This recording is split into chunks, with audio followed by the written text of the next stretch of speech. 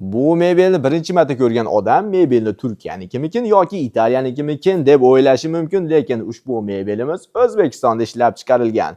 Narxini yashirib o'tiribman, narxi 2800 turadi. Ko'pchiligimiz o'ylashimiz mumkin, narx qimmat, lekin kimdir esa nimaga 2800 ekan deb o'ylanadi. Ana shu odamlar oxirigacha ko'ringlar, men nimaga 2800 ekanligini sizga birma-bir ko'rsatib o'taman. Yotoqxona to'plamimiz kravat, ikkita tumba, shkaf, sofa, trimo, chester hamda pufikdan iborat. Keling birma-bir tanishtirib o'taman. Shkafimiz 6 qanotdan iborat.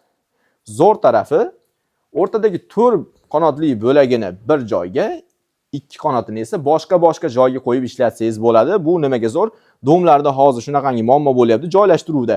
Shkaf sig'may qolyapti. Buni ikkita blogini boshqa joyga qo'yasiz, sababi eng kerak bloklardan biri. Va yana eng zo'r joyi, alohida qo'yganingizda ham shu o'rta qismi ham mana yonboshga o'xshab to'liq crashing name defdan qilingan 100% bo'lib, polirovkadan o'tilgan. Juda silliq qilib ishlanadi. Eshiklarga keladigan bo'lsa, roverdan o'zi maxsus ruchka qilib qo'yib chiqilgan bo'ladi. Juda chiroyli qilib. Mana eshigini polniy ochib ko'rsak, mana tashqarisi va ichki qismi polniy mana bo'yalgan bo'ladi.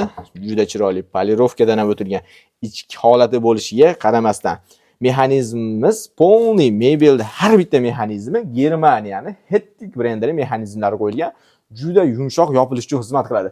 Mana ko'rishingiz mumkin.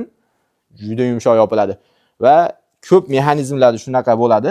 Eshikni ozgina ochib qo'yib yuborsangiz, tez ketib qoladi. Taniqlagan ovoz chiqadi.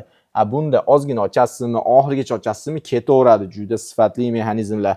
Yana bir ajoyib joyi, mana shkafni ochganimizdan keyin orqa qismi ko'p holatda HDFdan qilinib qoqiladi-da.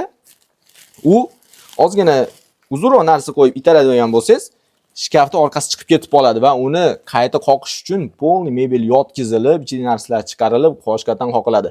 Bu orqa DSP mebelda urinini bir xil ushlab beradi va yeringiz notekis bo'lsa ham mebel go'niyasi chiqib ketib qolardi. Bunda bir xil holatda turgan hisobiga mebel go'niyasi bitta tekis tochkasida turib beradi.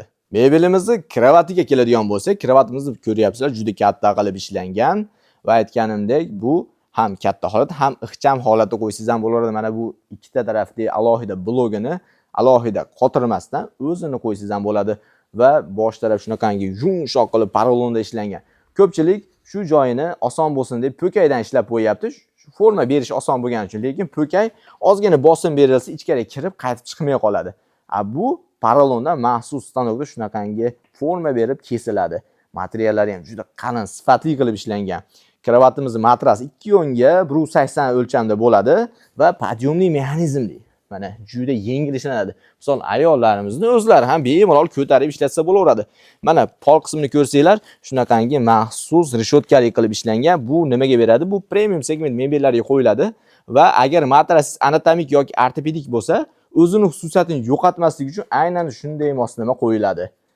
Va pol qismini ko'rsangiz ham ancha-muncha kiyimingiz kirib ketadigan juda katta bir joyi bilan jihozlangan.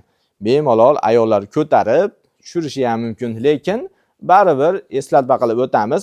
Ko'tarib ishlatayotganda bir kishi qarab turish kerak. Baribir mexanizm degan narsa va ko'rib turganingizdek shunaqangi ajoyib sofasi bor.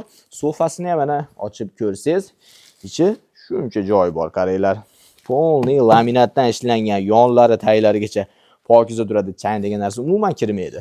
Remosga keladigan bo'lsak, razmeri juda katta qilib ishlangan.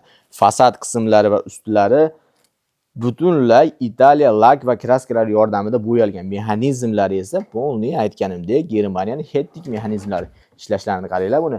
Va ko'pchilikda tagi holati va mexanizm sifatsiz bo'lsa, mana bu joyi qisilib qoladi, bir-biriga qisilib ochilmay qoladi va og'ir yuk ko'targanda tagi tushib qoladi. Bunda qancha yuk solsangiz ham bemalol og'irlikni ko'taradi. Nimagaki tagi polniy laminatdan qilingan, qalin qilib. Yonida qanaqangi qalinlikda laminat bo'lsa, polkasi ham tag qismi xuddi shunaqangi qalinlikda bo'ladi. Mana bu joylariga nechi. Juda ajoyib qilib ishlangan. Va bonusiga shunaqangi bitta pufikka ega bo'lasiz.